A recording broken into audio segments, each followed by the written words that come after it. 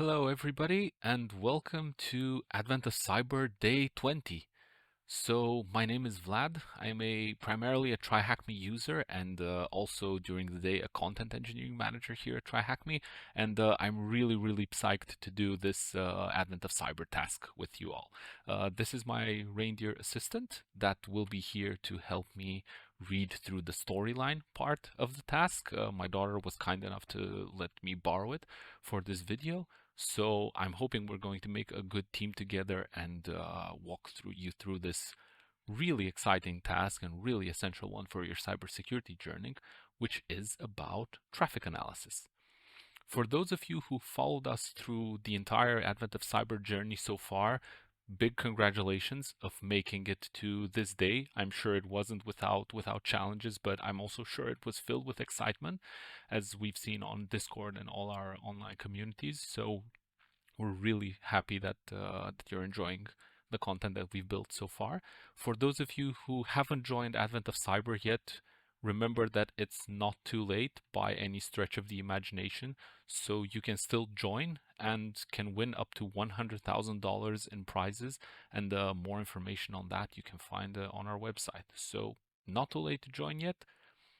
Still time to get into the fun and learning of Advent of Cyber. And with that being said, I think we can go into today's task.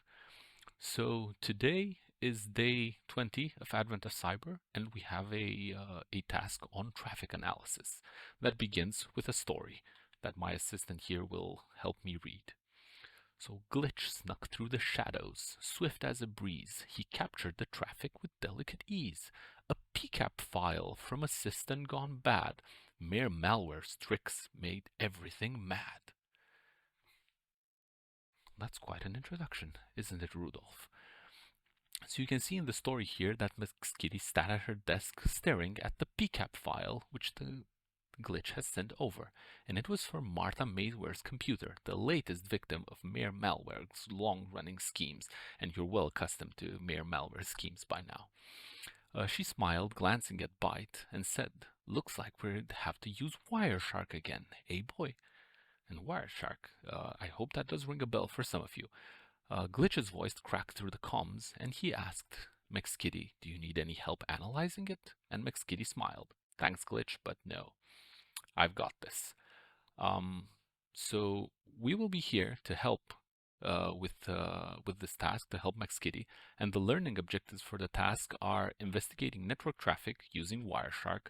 It's a very potent tool that will be ever present in your cybersecurity journey, almost regardless of what you plan on doing in your cybersecurity career.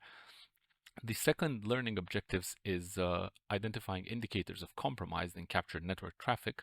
And the third one is understanding how C2 servers operate and communicate with compromised systems. If you're wondering what a C2 server is, you can just scroll over the C2 instance here, it's the C2 word, and read that it's about a command and control server that are sets of programs used to communicate with a victim's machine. So for today's task, we do not need to start a attack box, but we do need to start a VM. And I will click the Start Machine button because it takes a while to load. As you can see, it opened the split screen and it's now beginning to load. While I do take you a bit through what indicators of compromise are. So, since it's Christmas, think about Christmas pie for a second. If you received a pie from your aunt that lives hundreds of kilometers away from you, and you really want to eat it because it's awesome pie, because it's your aunt's pie, can you really be sure that it's safe to eat after it traveled hundreds of kilometers? You can't really be sure out of the box, can you? So you have to inspect it. Do things like smell it, look at it, and search for any signs that the pie might have gone bad. In network traffic analysis, like we have today, these signs are called indicators of compromise. So for your pie, this can mean things like it smells bad. It has these small mold flowers on it. So these would be indicators that the pie has been compromised and it's no longer safe for you to eat. Much like using your nose to smell the pie, or the eye or your eyes to see that the pie has gone bad, we'll also be doing some sniffing of our own today. The difference is that we'll be using Wireshark, a network analysis tool, which is also called a packet sniffer in certain contexts. We'll use it to analyze some network traffic to figure out if Martha Mayweather's computer has indeed been compromised, while also diving into how command and control servers actually work. So that being said, we can start cracking. Our VM hasn't loaded yet, but you can see here that if you do want to access the VM using a remote desktop connection, using the credentials below, you can do that. So now we're free to actually jump into the story. I'll grab my assistant and read the next chapter. McSkidy peered at the PCAP with care. What secrets, she wondered, are hiding in there? With Wireshark, she'll dig through each byte, hoping to shed some much-needed light. Now, thank you, assistant, by the way.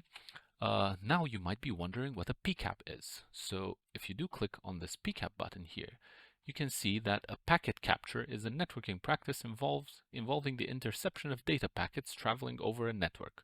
So a PCAP file is a collection of network packets that are put into a much more readable format. In the task, there is a paragraph here that says before we dig deeper into mere malware's intention, we must learn a few essential things about command and control communication. So a command and control server is like an evil villain that has its own minions, if we can call it like that. He needs to communicate with these minions constantly and give them instructions on how to compromise somebody else's machine. In this case, Martha Mayweather's computer. Interestingly, when these minions actually get inside the systems, they have to send commands back to the command and control server saying things like, I got in, what are the next things that I should do? They send a packet to the command and control server in networking terms every few minutes to let it know that they're active and ready to blast anything inside the target machine, which in our case is Martha Mayweather's computer.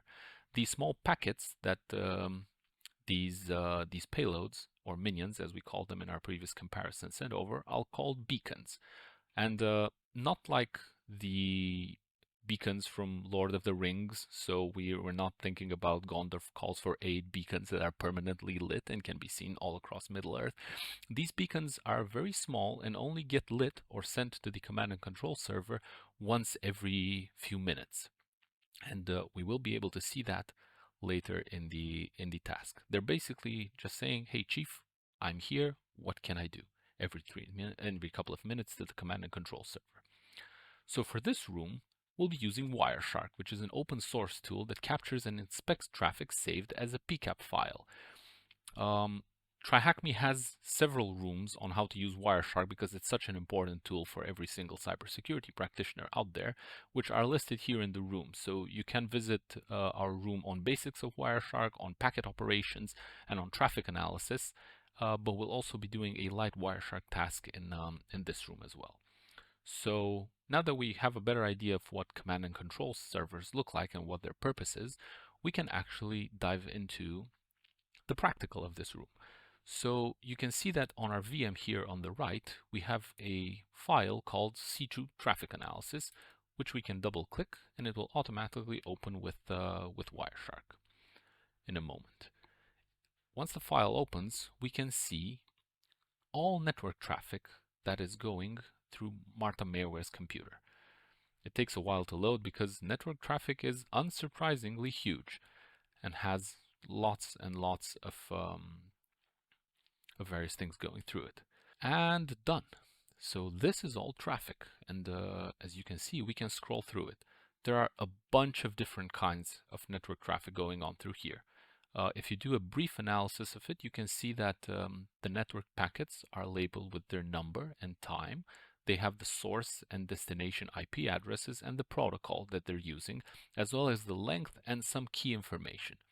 As you can see, there are thousands of packets inside this particular room, but we already suspect that the machine is compromised, as it says here in the task.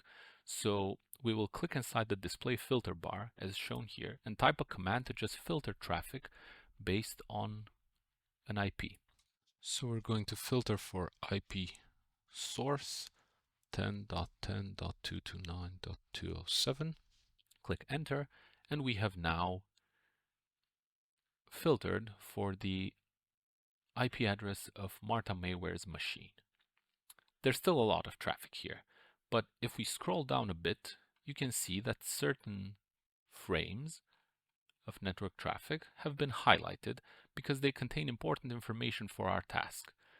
And as you can see, these are the packets that we have selected for this path. And row 440, you can see an HTTP request that posts something in plain text.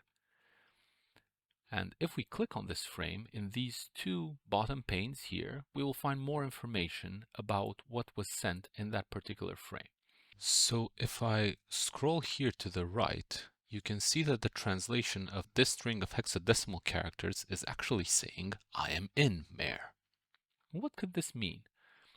This is a small message sent by a payload that Mayor malware has sent into Martha Mayware's computer that is now communicating back to Mayor malware, the command and control server, saying that Mayor, I am here. So this is particularly relevant to us. If you want to look at this from a different angle, what you can do is right click on that particular packet, so frame 440, go to follow and click HTTP stream, and you'll see this in a much more readable format.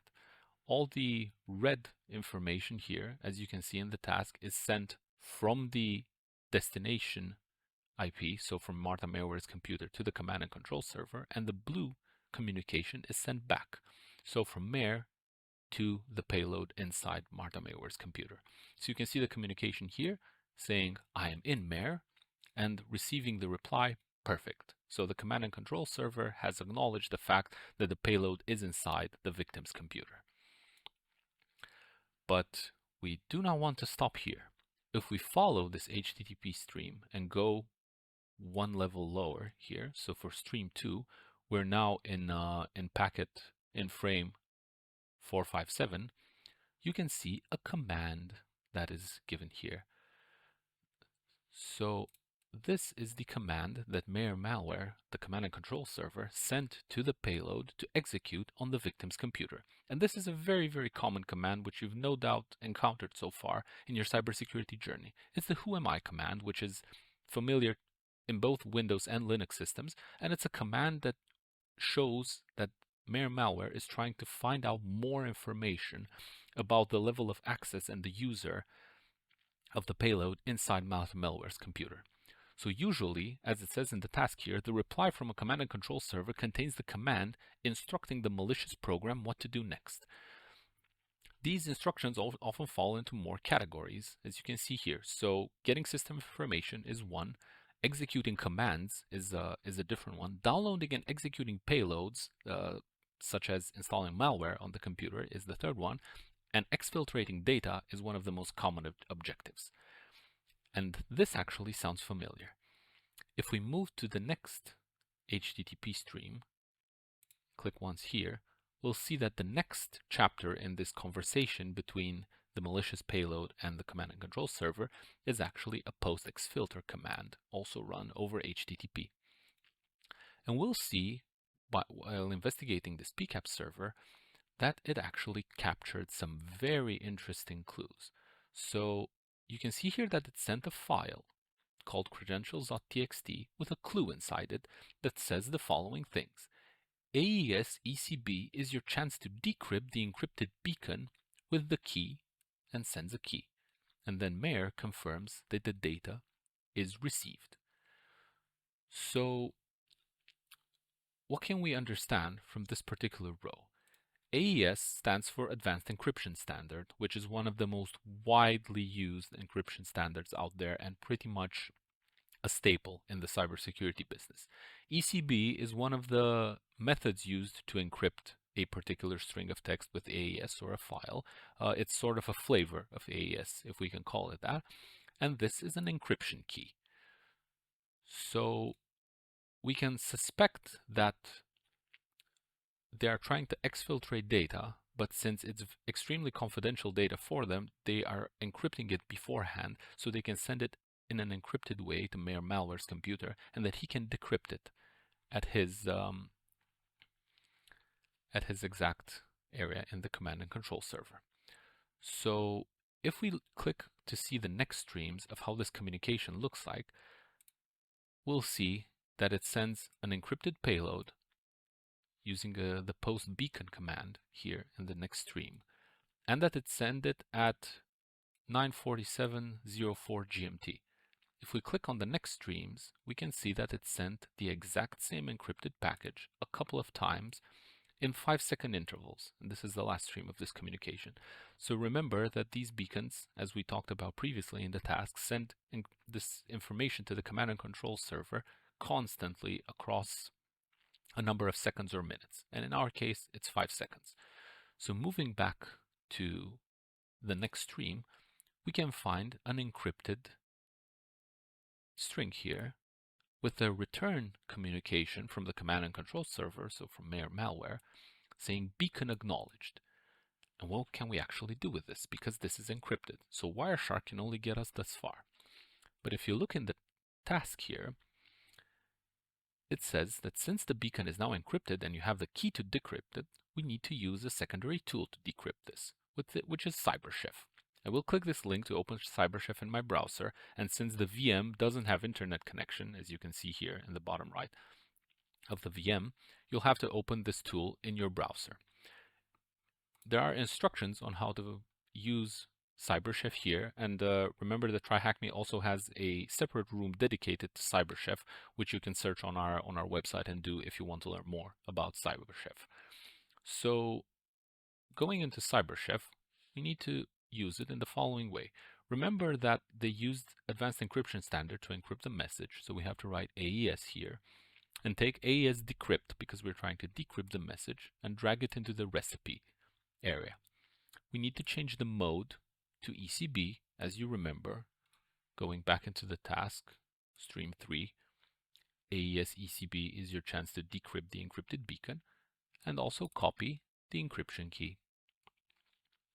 I'm going to click copy here, paste it in the key, and now move to the next stream and take the encrypted text, paste it in the input, and as you can see, the tool has decrypted it and got the output TryHackMe secret _01. So we managed to decrypt the message, and we now know what exactly the malicious payload has sent back to the command and control server. So once again, if you want to learn more about CyberChef, please visit our CyberChef The Basics room from our Cybersecurity 101 path.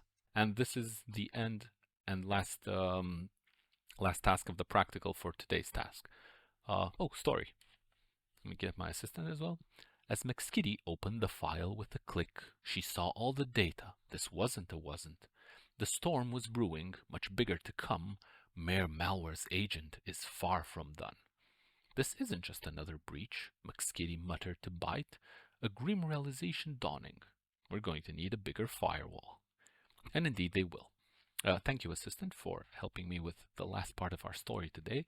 But this really wouldn't be a TryHackMe task without going through the questions that we actually need to solve. So let's see what it asks of us here. What's the first message the payload sent to Mayor Malware's command and control server? So if we go to the beginning of our stream, for stream 1, we can see that the first message is, I am in Mayor. Let's type it here. I am in Mayor, exclamation mark. Good. What is the IP address of the command and control server? So we can see here that the IP address is listed in the initial HTTP header of the communication here. If you want to learn more about HTTP traffic, we have a room on that as well. So we can copy it from here and just paste it. Whoops, wrong copy. I'll just type it. So 10.10.1.3.224 and submit. Correct. What was the command sent by the C2 server to the target machine? If you remember, we need to go to stream 2 for this and see the who am I command. Who am I? Correct. What was the file name of the critical file exfiltrated by the command and control server? So we move to stream 3 here and see the file name is credentials.txt. credentials.txt. Cool. And what secret message was sent back to the command and control server in an encrypted format through the beacons? We just take the output from here, copy it, even though we could just also type it because it's not the hardest flag in the world, and submit. And with the final task being learn more about our Wireshark in our traffic analysis room, which we can just mark as complete, and the entire room done. So I hope you enjoyed today's task. Thank you for sitting here with me and my assistant. We hope you had fun and learned something useful today. As mentioned several times, we really think that Wireshark is an invaluable tool to anybody's arsenal, regardless if you want to do red team or blue team or security engineering or penetration testing in the future. Learning how to use Wireshark is incredibly important for your journey. So I hope you enjoyed today, and I wish you happy holidays going forward to anybody who celebrates it. And we're looking forward to having you here again with our next AOC tasks, because we just have a couple of more days till Christmas. Have a great day, everyone. See you.